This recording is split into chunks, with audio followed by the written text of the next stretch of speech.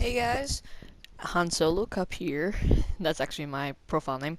Um, I am here to show you my World War I trench for social studies, and I hope you guys enjoyed. So this is a reserve trench. This is where this is the entrance for the trench. So soldiers can come in and come out of this. So if there's like a platoon of soldiers coming in, they would go through here and get ready to fight. So over here is called it looks like, well, I think it looks like barbed wire.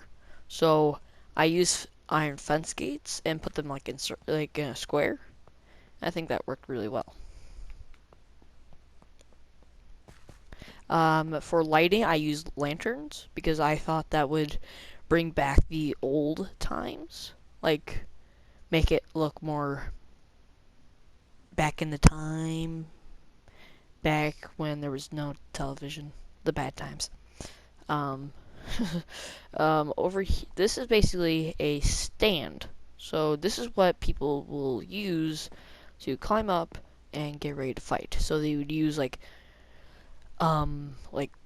guns and pistols and everything, and they would shoot the enemy team down. So over here is the fire base. So this is basically a quite a long row of stands where people can come up here and shoot.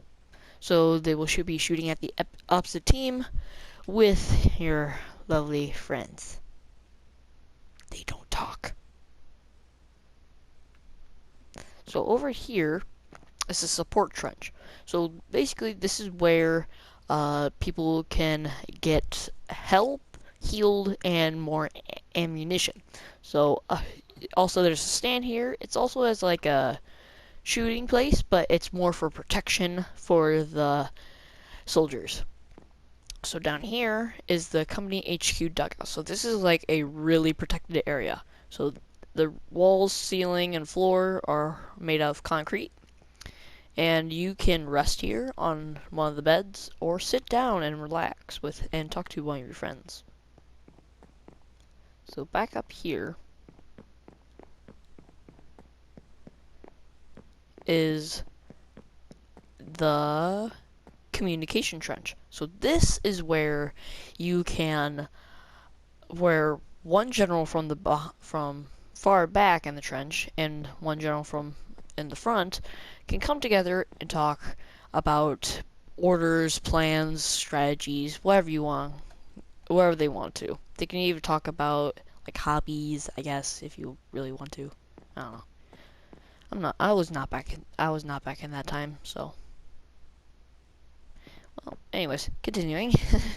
uh, this is the front line trench. So this was a really, really long stands that you could stand on, and there was. It's just a really long row, and it would be full of people. And you would shoot down the other team with anything you have, and probably throw grenades at the same time.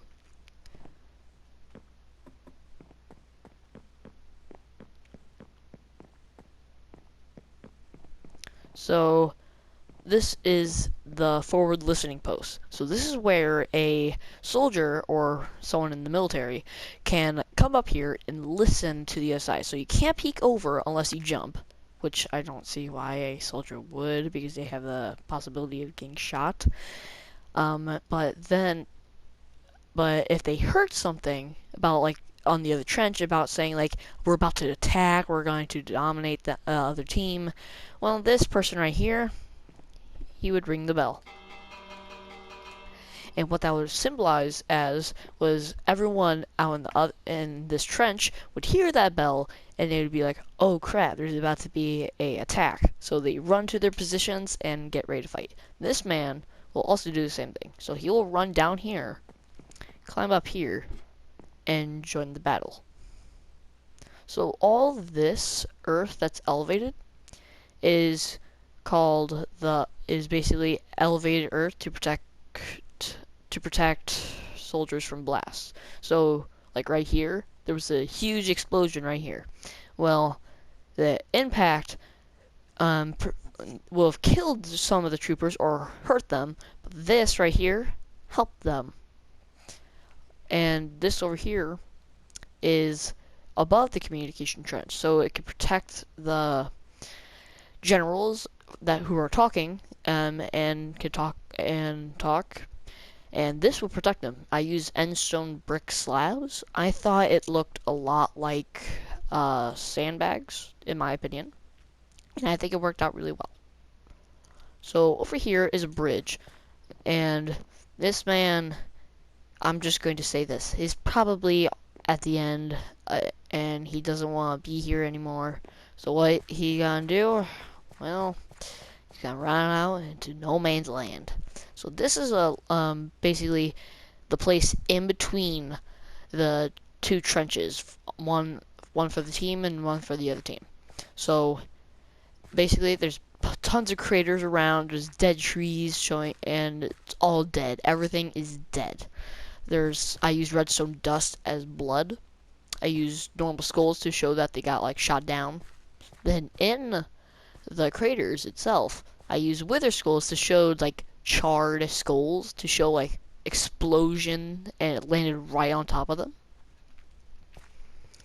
Um, and yeah, that's pretty much my trench. And so what I'm going to do now is go back to the front, fly up in the air, and so you can see the entire thing.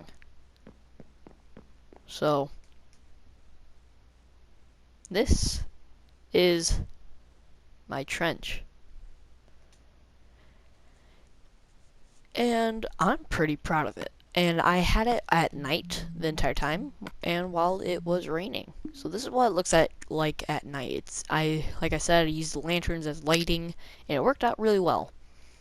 Then I also went for rain for the weather, and that's what the planks are for. The planks are actually used to protect the soldiers from getting diseases. So the water would gather up in the trench, and the soldiers had to build boards over it so they could walk on the boards and avoid the water.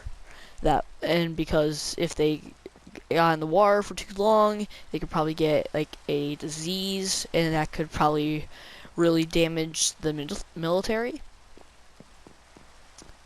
And yeah, and I really do hope that you liked my trench, everyone. And special thanks to Mr. Gray for allowing me and everyone else to do Minecraft.